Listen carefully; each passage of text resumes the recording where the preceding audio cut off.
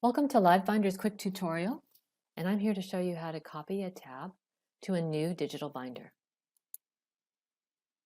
You want to select the little red triangle here and open up the tab drop-down menu, and then you want to select Copy Tab to your digital binder. It will open up our LiveBinder It window, which I'll move into the screen here, and then you can select the binder that you want to add it to, but select New Binder.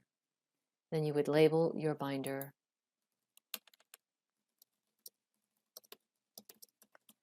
and with any description that you want to give.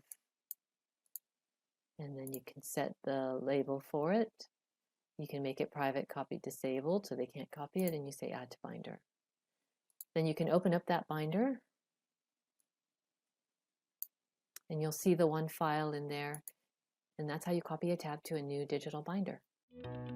If you like this video, give it a thumbs up below. For more tips and tricks to use on your LiveBinder, subscribe to our channel or visit us at livebinders.com. Thank you.